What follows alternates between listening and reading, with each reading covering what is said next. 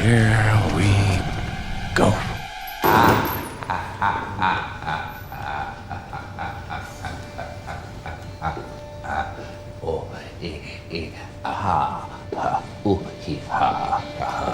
G'day guys, welcome back to another Citizen Tech Talk gaming and hardware episode. Obviously today's a hardware episode. This is my daughter's PC budget recycled / new parts build.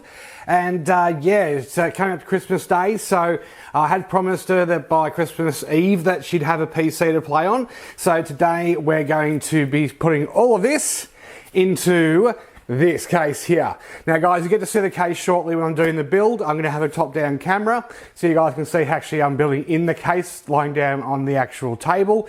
I hate building in cases sitting up. I know a lot of the other tech tubers do it. It's not good for PCI slots. It's really not good for placement in the case. You're putting strain on things you shouldn't be putting strain on. So I like to put it on a zero strain surface, which is flat. So guys, yeah, what's going to come in the case is basically obviously good old power supply brick. That one's a six plug board, surge protected with power switch. Also, I've got SATA cables galore, which is just the usual stuff. G-Skill, 16 gig of 36 megahertz RAM from G-Skill. It is only XMP, not AMD optimized, but it'll do the job just fine. Got the MSI Pro Carbon, my old Pro Carbon board that also lights up down the side of the board as well for LED lighting, and that's going to be going in the case as a guarantee. The old 1800X, I haven't bought a 3600X because, well, she's only 14, doesn't need exactly the most powerful computer at the moment. The MSI back plate.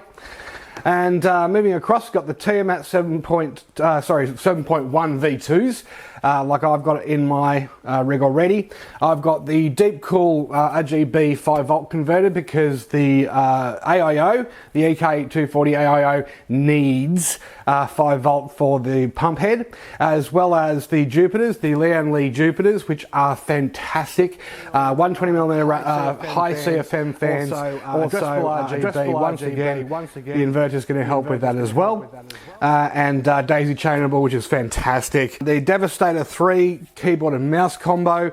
My son's already got this. He's had it for going on 3 years now, and it is it's a fantastic keyboard. Now for a domed keyboard, a membrane keyboard, it's really responsive. It's got a nice pushback. It's a really solid little keyboard from Cooler Master. Something I'm really impressed with from them actually. For a domed keyboard, it's probably one of the best I've ever seen and actually had the use of. Not spongy, not squishy, just nice and tactile bumps. But you do know it's a membrane keyboard when pressing down. The mouse is just the Cooler Master Devastator mouse, comes with it, does the job, they're only kids. So moving on from that, the 1080 Ti is coming out of my computer. Which leads me without a graphics card until probably February next year, as I've already pre-ordered mine, which we'll go into later at the end of the video. As well as the Corsair RM850. I didn't cheap out on the power supply, obviously because of future upgradability, and 750 watt power supply, contradictory to what everyone's telling you, is not going to be sufficient in about 12 months for anything. So 850 is where you want to really benchmark if you're building a new computer moving forward at this stage. Okay, and also the Strix Aorus audio card. Now the reason why it's 7.1 suits the headset perfectly, but the reason why is because the preamp on the actual board isn't the greatest. So I got the Strix. It's one of the things that next to the VRMs, which wasn't the greatest with these boards, the X3 semi boards. So I got the Strix sound card, and that'll help pump up the volume there. It's only 116 decibels, but SNR decibels, but it's better than what's on the board, which is only 104. And that will drive the bass drivers in that headset really well. Behind me I've got the Cougar MX330 gaming mid tower and the ViewSonic VX2450 CMHD 24-inch monitor, which is fully backlit, 1 millisecond delay and 144 hertz 1 millisecond grade of grey. and 144 hertz monitor curved. Now that's in the studio already, that you'll be getting to see that later on in the build, obviously towards the end, as well as obviously the case which is actually behind me over here, which you'll get to see as we start the top-down build process. Pretty much, guys, everything you'd asked for. She's only getting a 1 terabyte Western Digital hard drive at the moment, 72 RPM, just because she's a kid, doesn't need super fast NVMe and SSD load ups for what she'll be playing. In time, you know, once she gets a job, she can then pay for more expensive things for her computer, on top of what I've already forked out, which is a couple of $1,000 so far. So, guys, just additional things that always good maintenance. Some there's a Noctua fan extension cables, LED extension cables, some extra thermal paste just in case, which is the Noctua and the Cooler Master I got with the Suns AIO when I built that. But I've still got the Noctua and H1N1. Yeah, so the Rocket mouse pad, which is a nice big long one, not too big, not too small. And yeah, I guess from here in, we're going to now move on to the build phase, just to cut right to the point and get started on building this computer for her.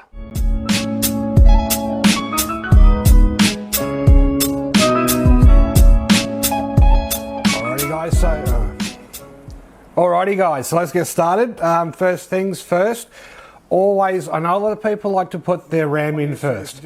Me, I don't like doing that. I'd rather have the most important part. I'm sure you can see on the top-down camera. And I get the 1800X out of its little home that it's been having for quite a while, since I upgraded to the 3900X. And that's PGA. And that's PGA, so it's pin grid arrays. It's not like the Intel chips. And the weight of this thing is immense. I actually never realised how heavy this is. Now, with these AM4 boards, not AM3, FX series, AM4 boards, they've, just like Intel in a lot of ways, they've got the little corner. So you're going to make sure little gold corner to the corner on the board. Now, never, ever, ever drop your CPU into the socket. Put it on very gently, like so. And just gently find the sweet spot, and then boom, drops in. Now, what I personally do, people go cringe, don't press down on the socket when you're closing the latch. I do, because PGA can pop out, and you can actually do more damage by just closing the arm and having the PGA pin CPU pop out than just holding a little bit of pressure, nothing too serious. Pushing down the arm, filling that resistance, locking it in. That's what I like to do. Preference for me, it's more about security, it's more about making sure that it's seated properly, it feels right, it's not unbalanced in the socket either, so you can feel it's not by any movement of any kind, and it's only a little tiny bit of pressure just to ensure it's seated well while you're locking it into place. Alright, so obviously the next thing is the... And the rituals come with a nice little G-Skill sticker that will be going onto the front of her case. And just the usual stuff, timings on the back, timings on the back, nothing special. So this is 16, 19, 1939. Probably Hynix RAM. Now it's probably Hynix RAM, Samsung B-Die, but as I said before, I should be able to get 36 out of this RAM without any dramas. It's quite well put together. The only thing I'm not too kind of a fan of is the way it clamps together at the top. It is a little bit budget, but hey, it was budget RAM when I bought it. And as you guys know, we never drop it in the first slot with AMD. These slots, I will say also, are reinforced RAM slots. So MSI does so many good things with this board.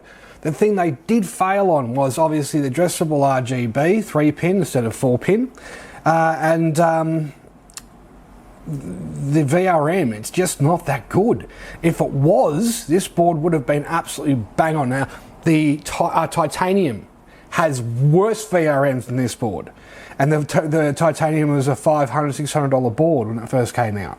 So Yeah, this has the debug LEDs as well here on the bottom, if you can see that. And once we turn the computer on, I'll show you all of the lighting light up. RGB down the side here. So let's not the greatest implementation, but hey, it's RGB for free. So let's pop these in. Okay, push down, solid snap. I personally always make sure my side clips are manually pushed in. You can never trust the clicking sound, because at the end of the day, the RAM is seating into the actual slots. It's not seating into the bracket itself, it's seating into the slots. So you make sure you close those clips properly. That will ensure that the RAM is properly seated. These are just pedantic little things that I do personally when I build a computer, because I want to build a computer that actually boots on first post and not have any dramas and troubles with it. I have a cat in the background, as per usual, having a whinge. Guys, if you like cats, that's a big chunk to cut out. So yeah, guys, this is just what I do. I have never built a computer to date, and I built a lot of computers. I've serviced small to medium businesses across the north shore of Australia, on the northern beaches of Sydney, for about 6 years as well. In small businesses, disaster recovery, data backup, and obviously troubleshooting and just the usual maintenance stuff, hardware, software. So yeah, right, at this stage we've got the RAM in, we've got the CPU in. They're probably the hardest, most sketchy parts of a whole build that I personally find to be a problem. So the next thing we're going to do is basically go from this stage, and really that's it for the easy part of this. Let's get into the actual case side of it. All right, guys, so this is the case. It's the Cougar MX330. Now, one thing that did come with the case for free, which scared the living hell out of me, if I can find it, was, anyway, a black top rivet. Now, that black top rivet is just a normal case rivet with the head on it, came with the rivet, unpopped, unused. It was just a spare rivet that was rustling around this case. Now, when I was unboxing this, I gave it a shake around. I want to make sure there's nothing that was loose or anything, any spare screws or rivets, and I found one. So to you guys at Cougar, great budget case, terrible quality control. If that rivet had hit any of the board while this computer was turned on, we all know what would have happened. And I wouldn't have been able to prove it until, the end of days. So I'm just still looking for the damn thing. But anyway, I'll find it later and I'll show it in the I'll put it in the thumbnail when I find it. So guys, this is the case, very simple. Perspex side. Now, as you can see from top down, hopefully you can see that well, that this is a Perspex cover. My daughter is autistic, so we can't have her have glass for obvious reasons. And I find too with glass, a lot of tempered glass cases, you're actually keeping a lot more heat in that case because it's treated glass than you do with Perspex. Perspex gets warm, but it radiates that heat out a lot more quickly. Now, that's the big thing with this fashion statement. I'm going to have a glass case because it looks pretty. Yeah, but you're actually increasing the heat, the actual retained ambient heat, because glass holds heat. Plastic doesn't really. So there's something else to think about when you're getting a new case, guys. Even a budget case, this does come with a glass panel variant. It's $10 more. So this is a $79 case in Australia, probably about a $45, $50 case in America, and for $10 more you can get the glass tempered panel on the side. This has really weird screws to it as well. They're metal barrel with a plastic head, so it's a bit, there you go. But anyway, look, it's budget, it's going to do what it does. Massive airflow on the front. We'll go through the case dimensions in a second. So yep, Perspex panel off, put that aside. Okay, so in the case, as you can see from the top down view here, they've already put in the mounting screws for the board, just checking their quality and fitment. That one's a bit loose. So guys, when you get any case, make sure that you are checking your mounting screws are good to go before you even look at putting your board in. In some cases, the screws might be missing, or worse, they could be in the wrong spots and cause a short in your board and blow it up. Really rookie, basic, simple mistakes a lot of people make. So these things, take your time when building a PC. Don't rush. If you haven't got the time on the day, do the simple stuff, put it all aside, come back to it at a later date and take your time doing it properly. Okay, it's super important. So anyway, guys, that's that. Comes with the 120 in the case. It's only a 3-pin. That is getting obviously changed out by one of the Jupiters. I might have some use for that at a later date, but for now, it's really a non-discussion. So yeah, so if we lift the case up, as you can see on the back here, compared to the guys at the on top here, magnetic filter, just like on my Corsair case, loving it, small, two 120s in the top, no radiator support. Although, you could probably fit a radiator at the top, but I don't think you're gonna have clearance in the top of the case. So two 120s at the top, nice big extended dish at the back, as you can see here, and that allows for a lot of extra room for activities and cable management. So I'll take these screws off. These screws also are a little bit janky. If you've got some spare case screws, I would highly recommend you probably use them over these. They have a plasticky, I don't know, it's like a half plastic, half metal head, and obviously the metal post, screw posts, but they're really iffy screws, and my concern is that head's going to snap off them one day and obviously cause you trouble. If you have spare case screws for this model case specifically, definitely go that pathway and put some proper screws in. So yeah, really nice deep dish, and very, and I will say, for a budget case, look at that, no panel flex. That's obviously in part to the support there. So you know, these guys, Cougar are trying to get stuff right, and their top-of-the-line case is a bit out there, but for this, it's a good, simple budget case that does the job. So, okay, so now I'm going to show you the inside. So as you can see here, I'll tilt it up to start with for the top camera. As you can see here, it's a riveted-in shroud base.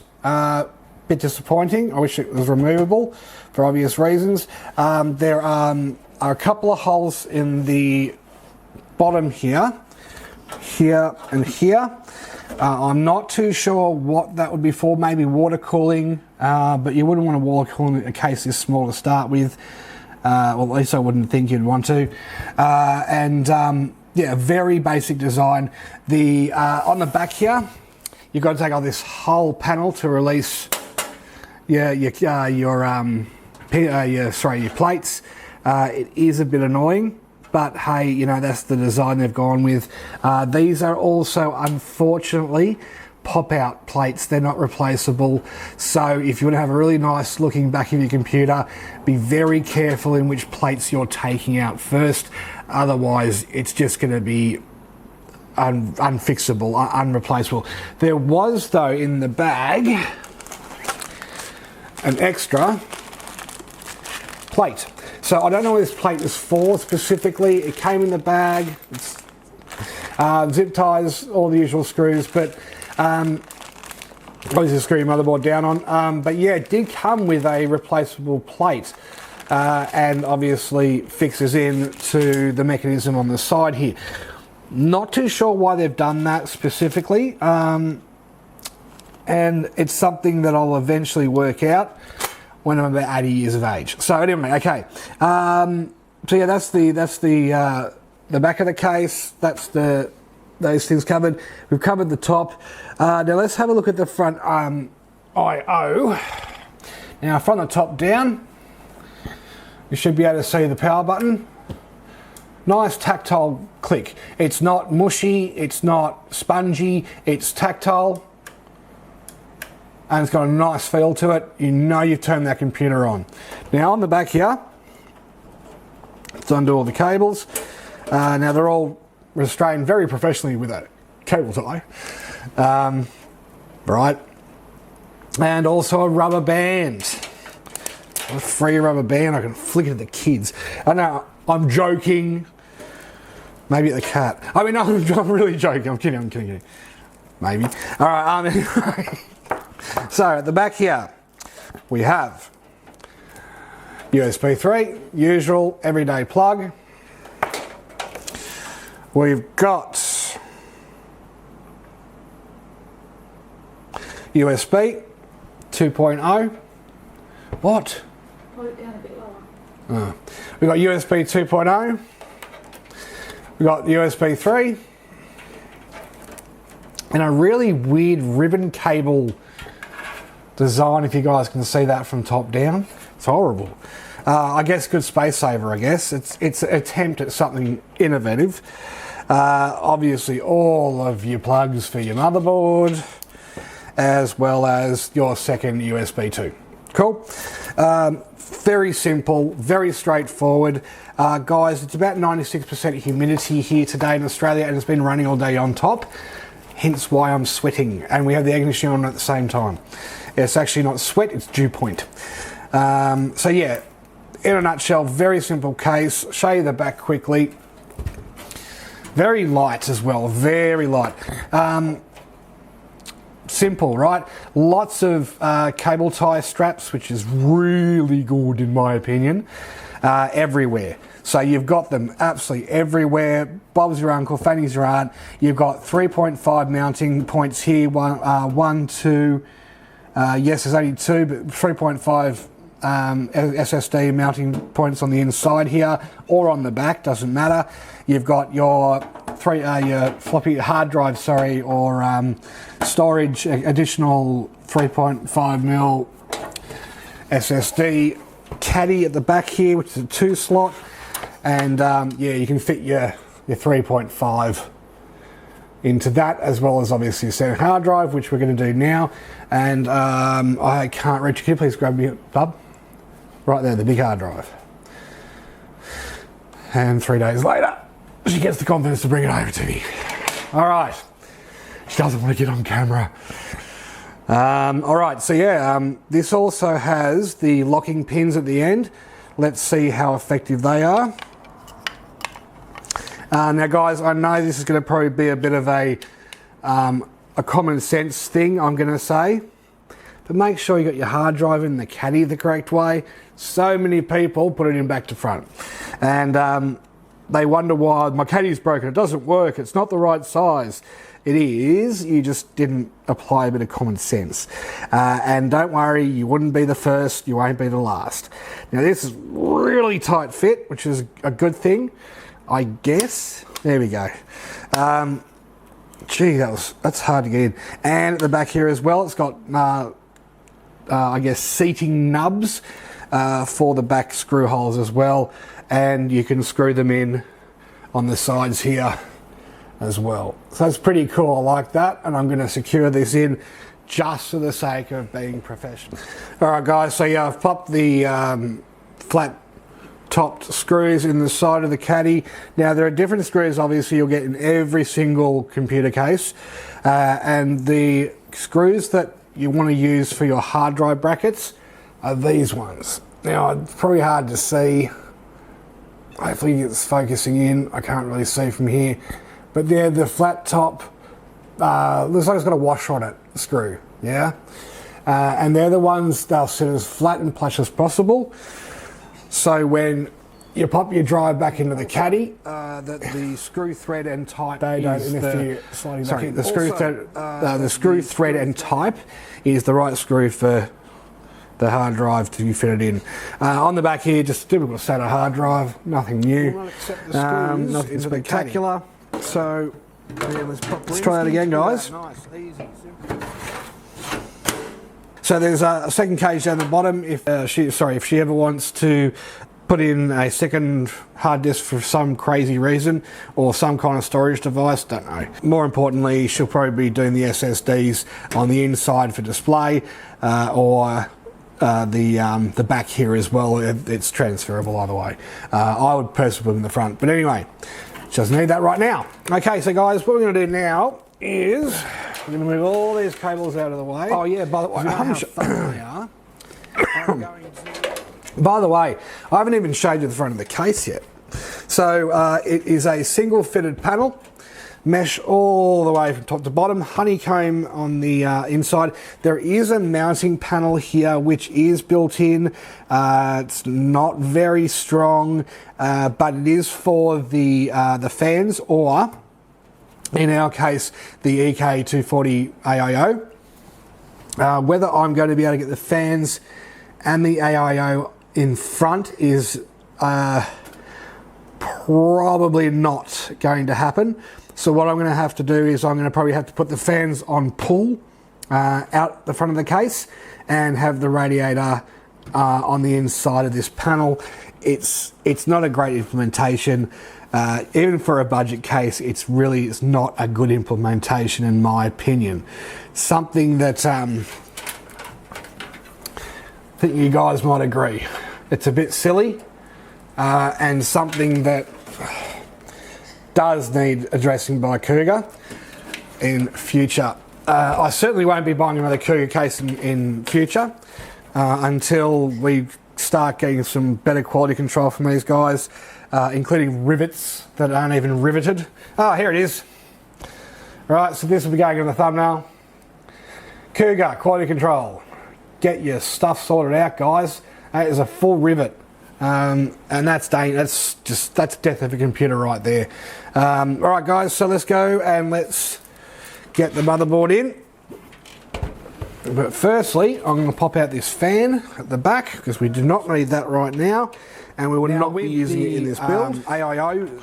Oh, why my fucking brain? With the glass side panel, it comes, I think, with 2 fans in the front and 1 in the back. Additionally as well, so it's part of you paying obviously the extra money for the glass. But these fans are Cougar fans. I've never seen anyone test the CFM. There's airflow fan, by the way, not a static pressure. I've never seen anyone test these stock fans. I wouldn't hold much faith in them, especially after what I've just experienced with the building side of things so far, and that's without even the board and the computer. I think, yeah, we're gonna let this one have a little holiday. ADC 1200 025M12S DC 12 volts 0.15 amps made in China. Yeah. That's another day job. I might do some fan testing later date. I know Major Hardware, he does a lot of fan testing and the 3D printing stuff. So maybe, mate, can you have a look at this one? The Cougar, standard 120. ADC 12025M for Mike. 12S is the model, and it's a 12 volt case fan from Cougar. Okay, first thing, the biggest, most idiotic mistake I've also made myself in past, forgetting the back plate. You get the board in, you get it all built out, and you go to plug everything in and you go, oh, forgot the back plate, and you got to pull it all out again, and you got to do it all over again. It's great fun, right? Not. So, priority 1, do not make this mistake. Do not forget this. So always make sure, and the common sense easy way of doing it is obviously it's going to go this way. A lot of cases don't have the branding here, so you don't know automatically it's got to be up.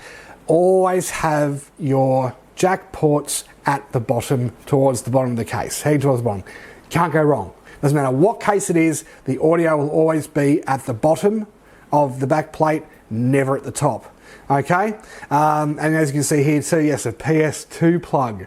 This board takes a PS2 keyboard and 2 high-speed gaming USB ports, but still it takes a, yeah.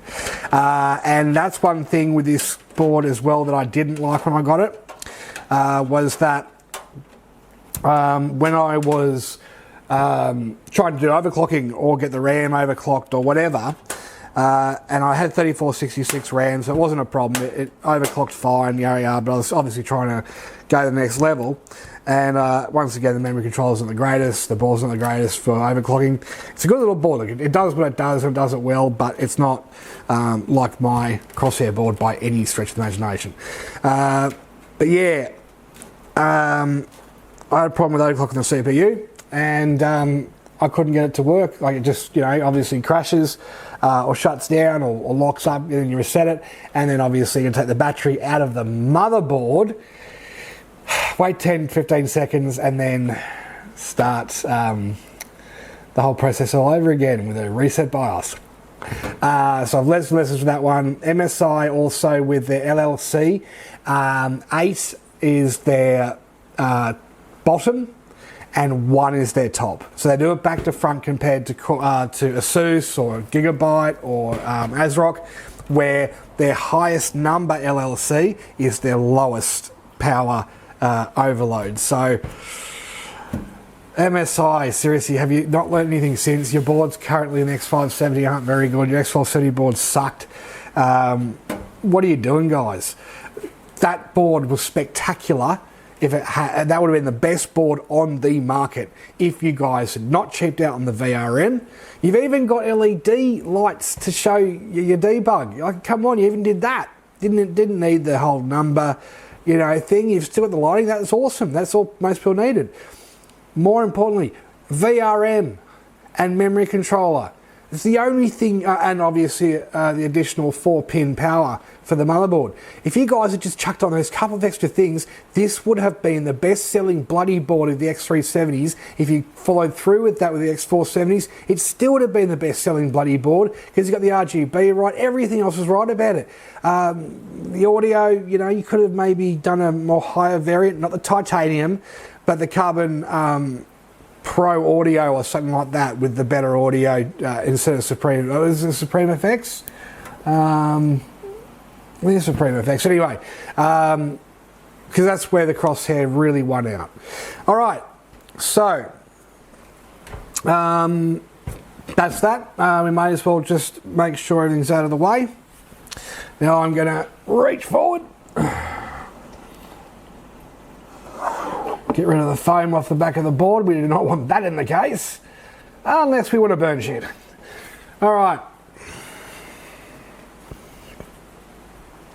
So at this stage, I've got a RAM, CPU, in, mounting holes, I'm checking them against the case. Yes, yes, yes, yes. Oh, we're missing a couple. See, this is why, guys. This is why we check these things. So I'm missing that, and that. Yes, I am. So I'm missing, which is fine because the screws are in the box, in the bag that came with. Missing the 3 outer screws. So this was an MITX pre-done screw-in job. And yet another quality control issue that I believe, it wouldn't have even mattered if someone had already had the screws put in the case prior. Most people with an MRTX wouldn't care if the extra screws are in. And I'm going to sadly have to say,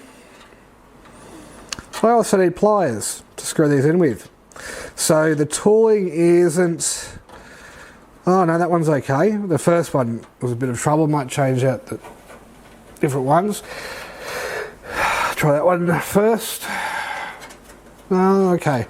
Might be just that one threaded spot, or it could have been the way I threaded it in.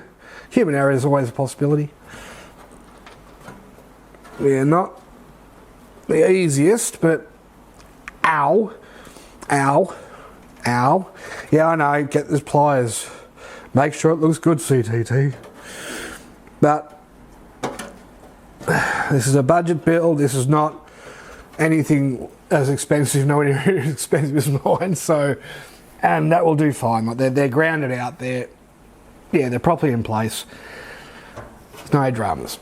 All right. So in we go with the board. The back plate is already in.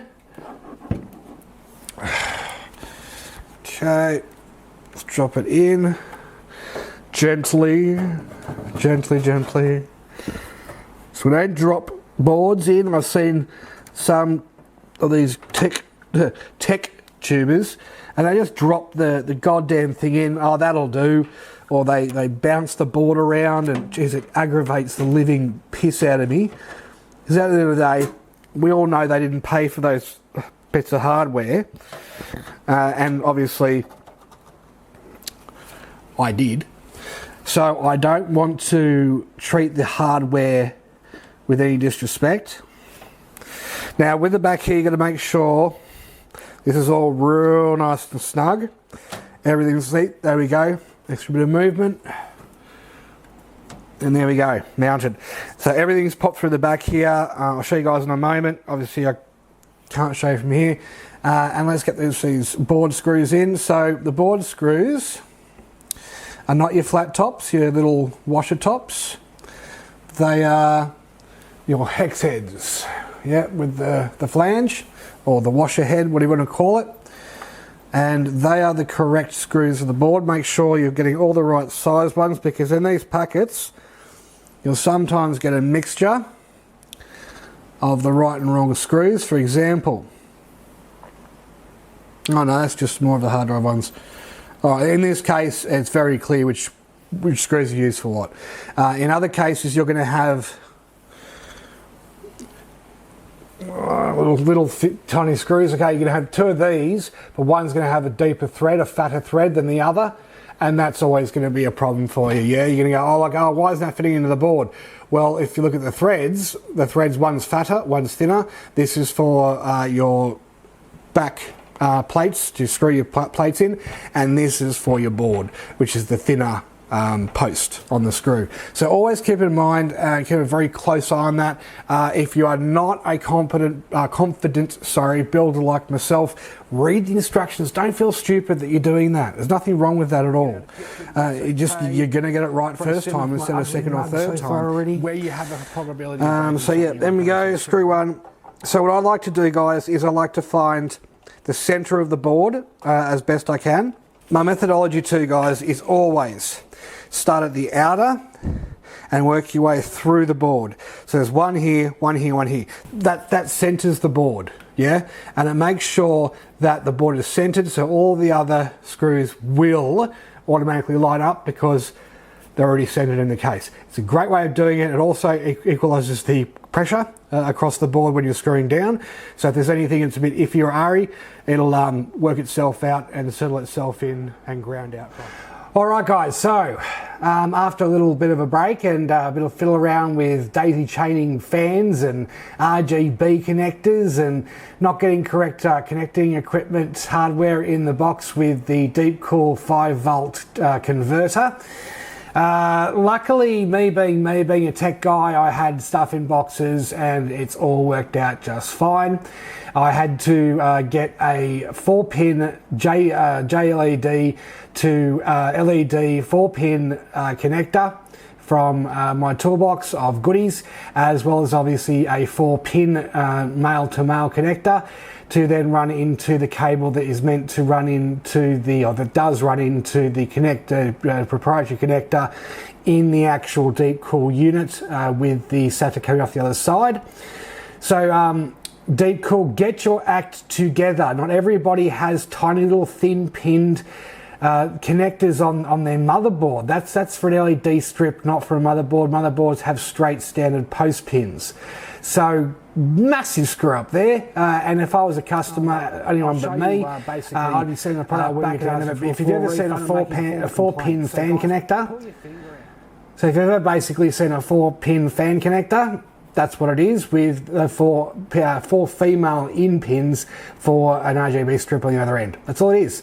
So I have 2 more of them spare, which is good. It's going to go out from my computer now as well when I do my bracket. But guys, yeah, deep cool, really big fall on the face there. You're either missing the hardware, or you haven't considered that people have motherboards that are older, or motherboards that don't have strip pins, which no motherboard does, even if it's addressable. So yeah, get your act together, deep cool. Cougar, this thing has been the build from hell. This case is a nightmare to build in. None of the cutouts, as you can see, are in the right spots. None of the top mounting holes for feeding cables and things are the right size or the right height, if anything. The motherboard blocks them off, etc. And I've had to take the motherboard out 3 times to get an 8-pin cable in and run all the fan wiring from the top here and the back. The in-wings are in, so I'll show you guys on top here. So 2 on the top and 1 on the back. So all that wiring's done. They will be running off the little button controller on the back here. So I'll give this a quick flip around. And at this stage, she's got quite a bit of weight because that power supply is a monster. So on the back here, you can see all of the cable management I've done so far. This case is not fun. It does have that back deep dish in the back, so that'll save when putting the back panel on. It's obviously something that they've thought about already by cutting corners elsewhere. But honestly, this thing, do not buy anything from Cougar. Don't buy their keyboards, their mice, anything, okay? Because that stupid big open case they make, the orange one with the grey, I think it is, useless anyway. It doesn't have proper airflow, except for just being an open case and look really cool, and spend $500 on it, which you have to put together yourself. Another gripe I've got is about the in-wing fans. Now, most fans these days come with their own rubbers already in the corners for dampening. I had to actually physically put mine into the fans out of the box. So I got these. So I thought, well, I saw this at the start. I went, is that a magnet? So I tried to stick it. No, okay.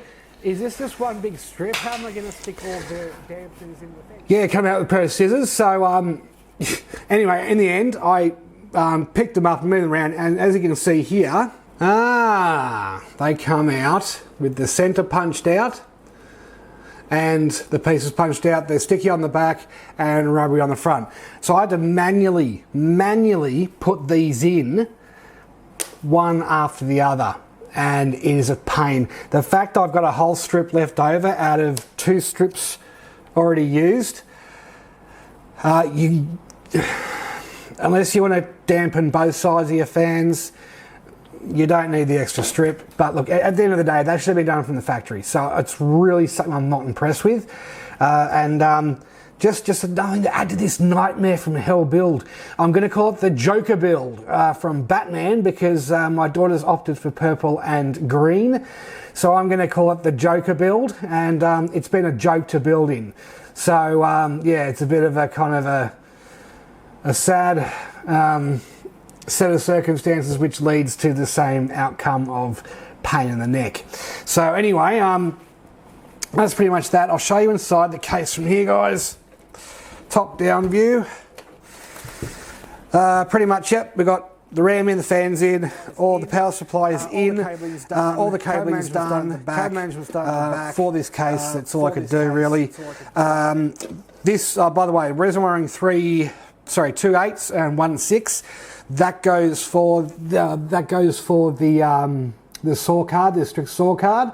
It needs its own 6-pin power supply. So I've done an 8 and broken it down to a 6, and connectors through from the power supply itself. So if you're wondering why I'm running 2 separate cables from the power supply for the 8 pins, is through testing and methodology of the 1080 Ti at least, it was found that you are getting about 12% more power delivery through the separate cables, and yeah, obviously that's good news when you're talking about overclocking your 1080 Ti. And yeah, it does give you the extra overhead by a margin, and it depends on your obviously silicon motree choice at the time. But this does help, and this is going to be repeated in my daughter's computer. So yeah, guys, now it's just a case of the saw card going in, the AIO going in, and we're done. So guys, I'll be back very shortly to show you the AIO installed and the strict saw card, and pretty much ready to rip and tear some tracks, and bling some LED. Keeping in mind this board is an LED board on the side as well, so it's sexy. Pretty sexy. But yeah, guys, pretty straightforward. Deep cool, just pull your finger out. Cougar, pull your finger out, or just close your business because you make crappy products, especially products that have rivets in them that could blow up computers without people like myself skills to be able to identify that. Anyway, back in a moment. Alrighty, guys. So this is the next morning. I was up till 5 o'clock this morning fighting this case tooth and nail. The AIO went in beautifully. EK, you've done a great job there. Fantastic mounting equipment. Really simple and easy way of getting your AIO set up. Thank you for no SATA power either. That's awesome. Look, great AIO. Really easy to install. My only gripe is the pipes are a little bit too short. So if you're in a full size tower case, you might get into a bit of trouble with this one. Maybe not the 360 rad, but the 240, it is very much restrained to a mid-tower case. So this is a bit of advice there, guys. Other than that, fantastic. The 5-volt RGB experience, thanks to Deep Cool's screw up, really got me very frustrated. Now with the in-win fans, they have their own little controller, which is fine. I'll just set them magnet in the back of the case for the little controller. So thank you in that respect, in-win, for providing a magnet, if not providing rubber stoppers on your fans out of the box. Please don't do that. That's ripping customers off. Other than that, the fans are awesome. They're very well built, very strong, very high quality fan. I'm looking forward to seeing them in action. The Vardar fans are just second to none. They are a beautiful, strong, well built fan. Very high quality materials, and AIO will work perfectly with this case and AIO. Now, when we're talking about a bit of common sense, Deep Cool, this is a 4-pin fan header to 4-pin RGB header. Why did you not add this into the 5-volt box? Cents? Right? Most people that have an older case, most people that have an older motherboard are not going to have 3-pin addressable on board. It's going to be a 4-pin 12-volt RGB connector. That's what these 5-volt converters are for. Wake up and do your job properly, because it's the only thing that's available on the market at the moment anyway. Please provide the bloody cables, please. Now you guys are lucky that I've already, I'm very lucky that I already have these things lying around, and I've got a bunch of other wires and crap and stuff that I keep from previous builds because of situations like this. This converter is for older motherboards. Hello? Put the cable in. Really got on my nerves. The case is a nightmare. Do not buy anything from Cougar.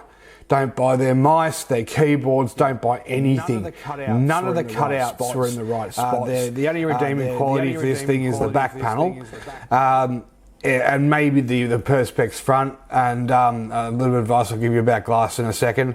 Don't buy Cougar products. There are 2 false fan buttons on the side here that are cutouts for another case front, used obviously on a different model. Really, guys, tooling, it was garbage. You're chucking in full rivets that are unpopped into the case where I could have built the computer in it, and then boom, turned it on and shifted and bang up, thousands of dollars worth of equipment. Honestly, Cougar, either get your act together and get your quality control under control. Put your hole spacings in your case in the right places for an ATX board, not just a micro ATX. Some rubber grommets, even for a $79 case, would have been very appreciated. One thing I've noticed too, guys, in Australia specifically, from obviously my experience, I'm not an American, so I don't know what your case prices are over there, specifically from your budget to your okay range to then your high end. I'm finding anything below basically $100, anything $99.99 or less is garbage. Anything $100 or more, let's say 109, 118 and above, you're getting a half decent case. don't cheap out on your case, guys. I had to take this motherboard out 3 times, 3 whole frigging times with those tiny little screws just to route cables, including the 8-pin power cable for the PSU. What a nightmare. What a terrible building experience this has been. It's been the worst building experience of my entire tech career, my tech life. Oh, because this company cut too many corners. The one thing I really did like was this front reveal panel came off quite easy. Does have plastic prongs. Obviously, you don't want to be pulling the front off too many times before they snap. But it gave full access to the front grille in entirety.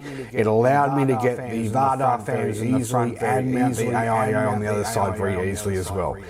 I think I put a lot of that down to the high quality workmanship of EK, but at the same time, my son's really nice, easy access experience compared to my son's Cooler Master Pro 5 case, where you pull off the front panel, you've still got that jagged metal and plastic down the sides which you get in with. This gave you full access, which was lovely.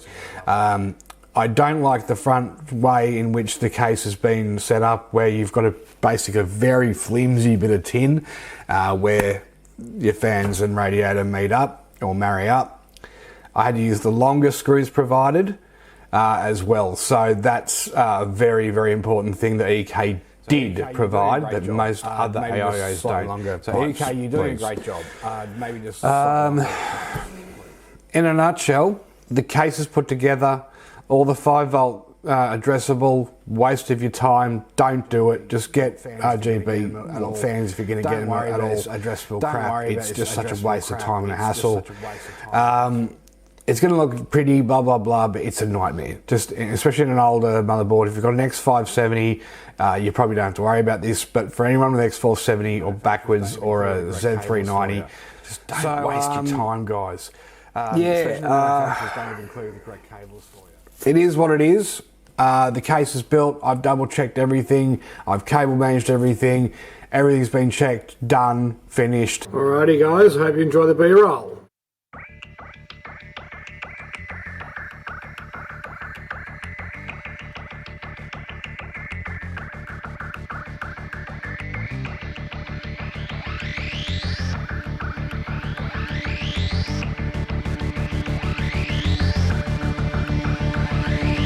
Why so serious?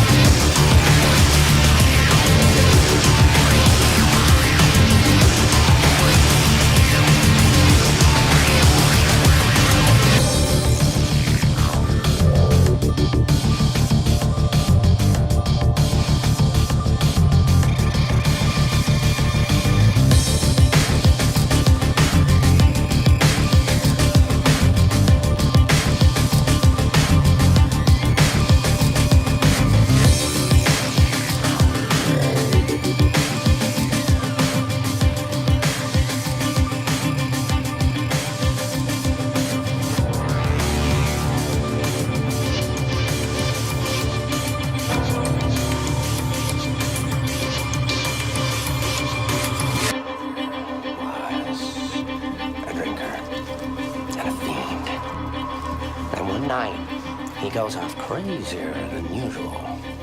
Mommy gets the kitchen knife to defend herself. He doesn't like that. Not one bit. So, me watching, he takes the knife to her, laughing while he does it. He turns to me and he says, "Why so serious?" He comes at me with the knife. "Why so serious?"